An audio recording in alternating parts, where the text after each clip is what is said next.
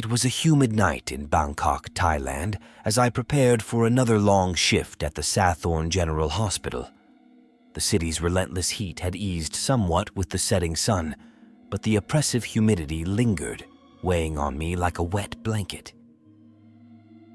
As I donned my crisp white nurse's uniform, I couldn't help but feel a sense of unease settling over the hospital, a feeling that had become all too familiar during my night shifts. My name is Thawat, and I am a male nurse working in this sprawling medical institution.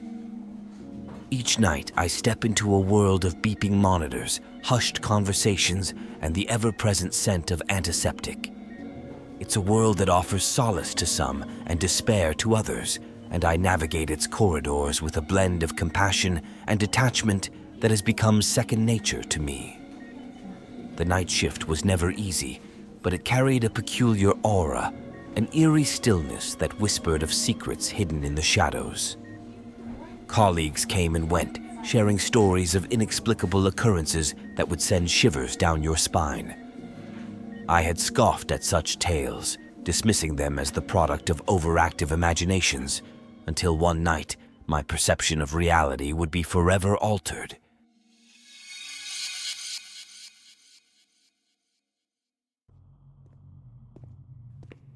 As I made my way through the dimly lit corridors of the hospital, the fluorescent lights cast eerie shadows on the sterile walls. The hospital seemed to hold its breath, as if it were an entity unto itself, waiting for something to happen.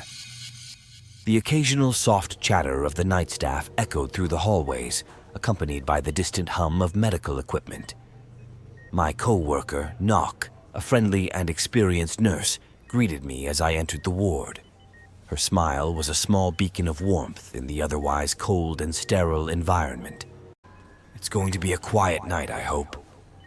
I returned the greeting with a nod, the words sticking in my throat as the sense of unease intensified.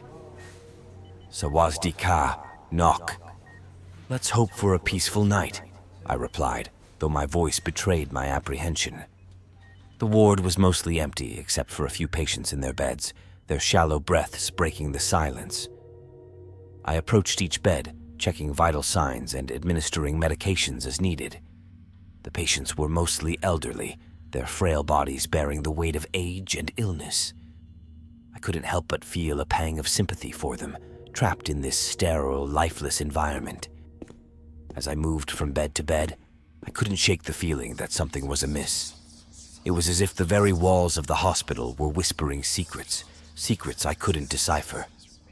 I brushed it off as exhaustion, a side effect of the long hours and the ever-present sense of foreboding that hung in the air. Hours passed and the night wore on. Nok and I exchanged occasional banter to keep our spirits up, but the tension in the air was palpable. The hospital remained quiet, almost too quiet for a place that never truly slept.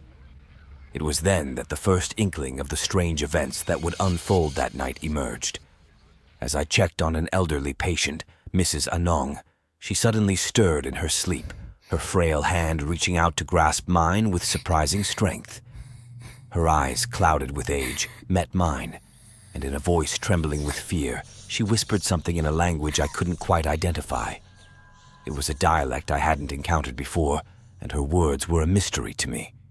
Nok, who was more familiar with local dialects, approached us with a furrowed brow, her concern evident.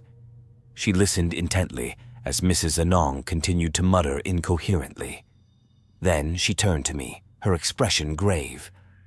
"Thawat, she's speaking in a dialect from a remote village in northern Thailand. I can understand bits and pieces, but it's mostly unintelligible. She keeps saying something about Nang Ma and Ekhamael, which roughly translate to she's here, and they have come." I exchanged a worried look with Nok, my heart quickening its pace. What could Mrs. Anong possibly mean? Was she delirious, or was there something more sinister at play? I had no answers, and the unease that had settled in my gut deepened. Little did I know that this cryptic message was just the beginning, a harbinger of the eerie and inexplicable events that would soon unfold in the silent ward of Sathron General Hospital.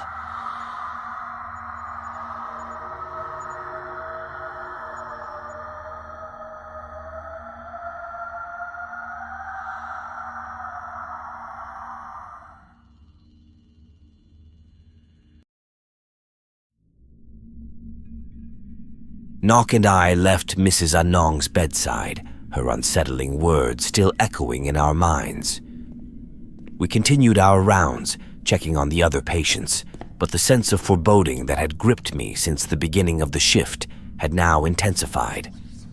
As we moved from bed to bed, we couldn't help but notice a recurring pattern among the patients. Many of them seemed restless, tossing and turning in their sleep. Some whispered incomprehensible words, their voices trembling with fear. It was as if a dark presence loomed over the ward, casting a shadow over their dreams.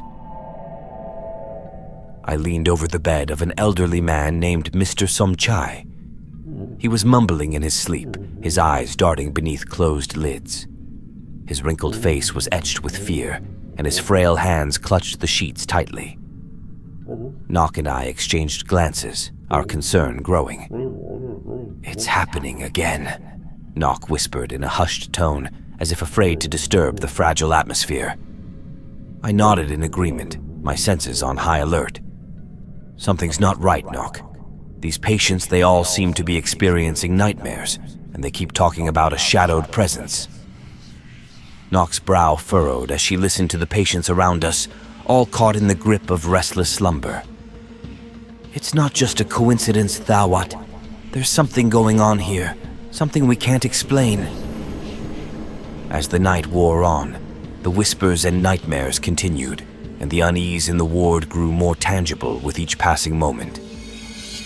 The recurring theme of a shadowed presence weighed heavily on our minds, but we had no clues as to its origin or nature. Then, as if on cue, the lights in the ward began to flicker. A low, ominous hum filled the air, and a chill swept through the corridor. Nock and I exchanged alarmed glances, our hearts racing. The flickering lights cast eerie, irregular patterns on the walls, and the hospital's eerie silence was now punctuated by the unsettling sound of electrical malfunctions. It was as if the very building itself was responding to an unseen force, and the atmosphere grew thick with dread. And then, it happened. A whispered voice, guttural and haunting, began to emanate from the darkness.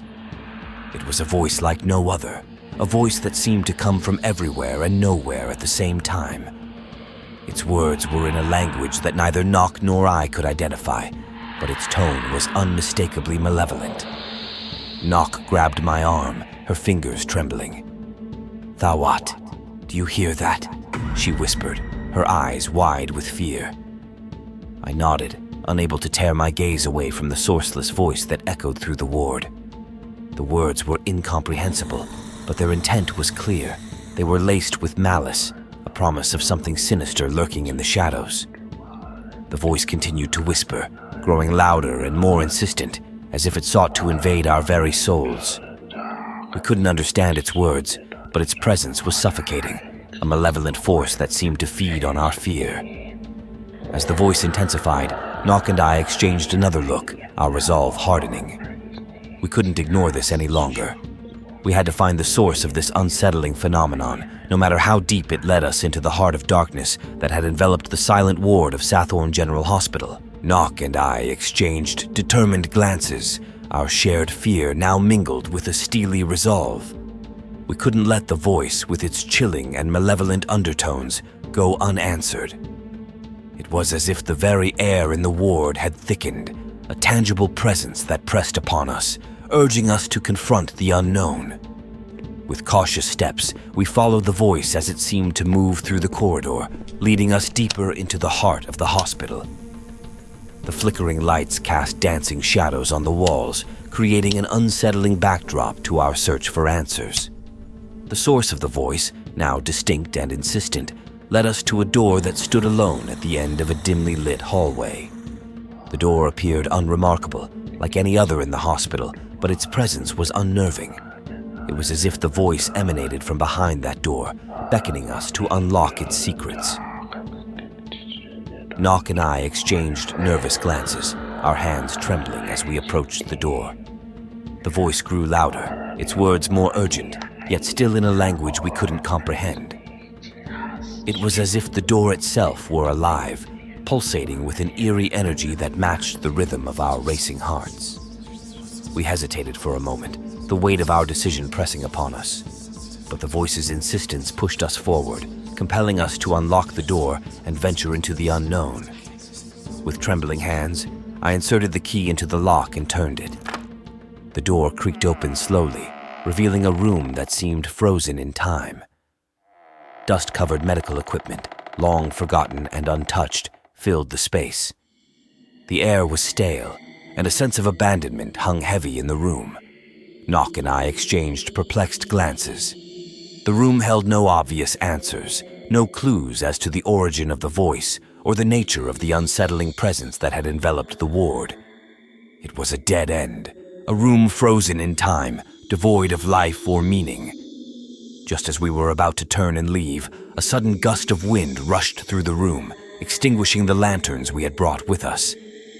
Darkness engulfed us, and a wave of panic washed over Nock and me. Frantically, I fumbled for my phone and activated its flashlight. The harsh beam of light cut through the darkness, revealing something that sent a chill down my spine. In the pale glow of the flashlight, we saw them, shadowy figures contorted and twisted, resembling grotesque human shapes. They moved along the walls of the room, their movements unnatural and disjointed. Their faces, if one could call them that, were obscured by darkness, and yet their malevolence was palpable. The voice, once a whisper, had now become a cacophony of incomprehensible murmurs, each more sinister than the last. It was as if the very room itself had come alive, and the entities that now surrounded us were its malevolent guardians. Nock and I stumbled backward in terror, our hearts pounding in our chests. There was no escape, no way out of this nightmarish room. The entities closed in on us, their contorted forms advancing with a deliberate slowness that was more unsettling than if they had rushed us. The room seemed to pulse with an otherworldly energy, and as the entities drew nearer, Nock and I clung to each other, our breaths ragged, our minds overwhelmed with fear. In that moment, it felt as though we had ventured into a nightmare from which there was no waking.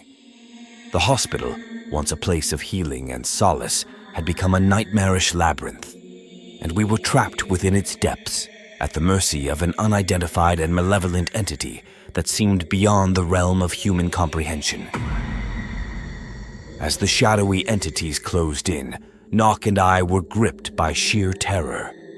The room, once filled with the hum of medical equipment, had transformed into a haunting spectacle of twisted figures and unintelligible whispers. Our breaths came in shallow gasps, and our minds raced for a way out of this nightmarish predicament. With a trembling hand, I shone my flashlight in an attempt to ward off the advancing entities. The harsh beam of light seemed to repel them momentarily, causing them to retreat a few steps. It was our only defense in that surreal darkness, and we clung to it like a lifeline. Nock's voice quivered with fear as she spoke. "Thawat, we need to find a way out of here. This can't be real. It must be some kind of hallucination." I nodded in agreement, my heart pounding. "We have to go back the way we came. Maybe we can find the door again." As we cautiously backed away from the encroaching entities, we navigated through the pitch-black room, our flashlight carving a path through the shadows. The room seemed to stretch on endlessly, and the entities continued to murmur incomprehensibly, their malevolence undiminished. Just as we reached what we believed to be the door, a sudden and overwhelming darkness engulfed us. The flashlight's beam flickered and died, leaving us in utter blackness. Panic gripped us, and our hands groped blindly for a way out. In the inky blackness, we could hear the entities drawing closer, their presence palpable even without the visual confirmation. It was as if they had become one with the darkness itself, and our attempts to escape were futile. Nock's voice trembled in the darkness. "Thawat, I can't see anything. We're trapped." Fear threatened to consume us as we stood there, helpless and disoriented. It was a nightmare beyond imagination, a situation from which we saw no escape. But just as despair settled in, a blinding flash of light shattered the darkness. was as if the very fabric of reality had been torn asunder, and we were bathed in an ethereal radiance that seared our eyes. The entities, caught in the blinding brilliance, dissipated into nothingness, their eerie whispers silenced. Nock and I shielded our eyes, disoriented and bewildered by the sudden change. When the light finally subsided, we found ourselves back in the abandoned room with the dusty medical equipment. The lanterns had rekindled, casting a soft, warm glow in the room. It was as if the horrifying ordeal had been a nightmarish vision, a fleeting glimpse into the unknown. Nock and I exchanged incredulous looks, our hearts still racing from the adrenaline of the encounter. We were back where we started, in the room that had seemed like a dead end. The entities, the darkness, and the whispers had vanished, leaving us with more questions than answers. Our breaths came in ragged sighs as we tried to make sense of what had just transpired.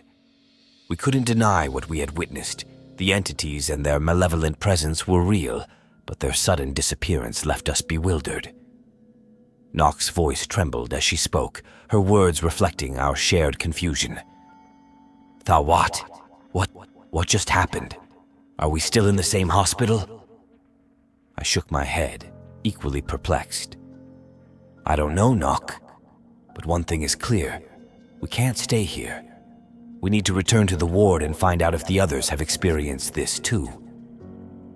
With trepidation, we left the abandoned room and ventured back into the dimly lit corridors of the hospital. The lanterns cast long shadows on the walls, and the eerie silence persisted.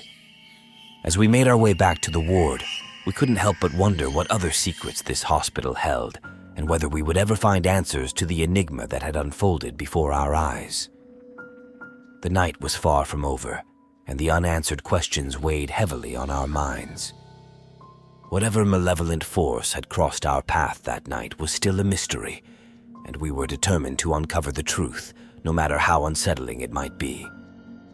Nock and I navigated our way back to the ward, our footsteps echoing in the empty hallways. The sense of foreboding still hung in the air, but the hospital seemed eerily normal once more. The fluorescent lights bathed the corridor in their sterile glow, and the soft hum of medical equipment resumed. As we re-entered the ward, we were met with a sight that defied our expectations. The patients were sleeping peacefully in their beds, their breathing steady and untroubled. The unease that had permeated the ward had dissipated, and everything appeared as it should during a typical night shift. Nock and I exchanged bewildered glances, our minds struggling to reconcile the nightmarish encounter with the serene scene before us. It was as if the terrifying ordeal in the abandoned room had been a fleeting and inexplicable anomaly. Mrs. Anong, who had earlier whispered cryptic messages in a dialect from a remote village, now slept soundly, her face relaxed and untroubled. The other patients, who had experienced nightmares and restlessness, were now in a state of peaceful repose. It was a stark contrast to the chaotic and malevolent entities we had encountered, and we couldn't fathom how the hospital had returned to its normal state so abruptly. Had the entire ordeal been a shared hallucination, a product of our overworked minds? Nock cautiously approached Mrs. Anong's bedside and checked her vital signs, her expression one of bewilderment. "Thawat, look at this. Mrs. Anong's vitals are stable now, and there's no trace of the fear she displayed earlier." I followed suit, examining the other patients and confirming Nock's observation. It was as if the night's earlier disturbances had left no trace, and the patients were now resting peacefully, blissfully unaware of the surreal events that had transpired. The hospital staff continued their routines, seemingly unaffected by the inexplicable phenomena we had witnessed. Doctors made their rounds, nurses attended to their duties, and the night shift carried on as if nothing had happened. Nock and I exchanged incredulous glances once more, our shared experience leaving us with more questions than answers. Had it all been a shared delusion, a figment of our imagination brought on by exhaustion and stress? We attempted to communicate with our colleagues, sharing our harrowing experience in the abandoned room, but our efforts were met with skepticism and dismissive responses. The hospital staff regarded us with puzzled expressions, as if we were recounting a fantastical tale. One of the senior nurses, Sister Amara, approached us with a concerned expression. "Thawat Nok, I understand that night shifts can be challenging, but it's important to get enough rest. Your stories of malevolent entities and whispered voices, well, it sounds like exhaustion-induced hallucinations." Nok and I exchanged resigned glances, realizing that our attempts to seek validation or answers from our colleagues were in vain. The hospital staff's skepticism only deepened the mystery surrounding the events of that night. As the night shift continued, Nok and I couldn't shake the sense of disquiet that lingered within us. The patients were now resting peacefully, the ward seemingly devoid of the supernatural presence that had haunted us earlier. It was as if the hospital itself had erased all evidence of the inexplicable events. The lesson we had learned that night was simple yet profound. Sometimes there are things beyond our comprehension, mysteries that defy explanation. The hospital, with its sterile corridors and antiseptic scent, held its secrets close, and we could only hope that we would never cross paths with the unidentified and mysterious entity again. But as we made our way through the remainder of the night shift, a subtle and unsettling realization began to take hold. It was a realization that would serve as the final twist in our nightmarish tale.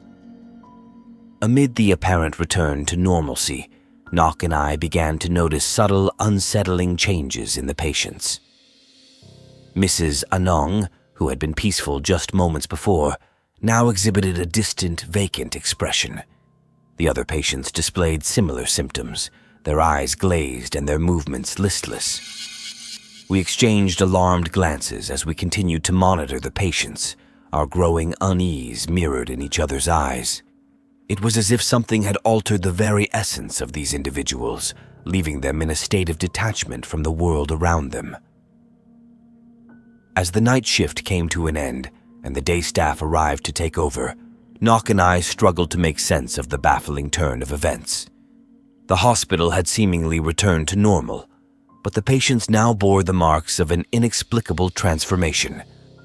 Our lesson that night was a haunting one, a reminder that some mysteries are meant to remain unsolved, that the boundaries of reality can blur, and that the unknown can leave an indelible mark on those who venture too close.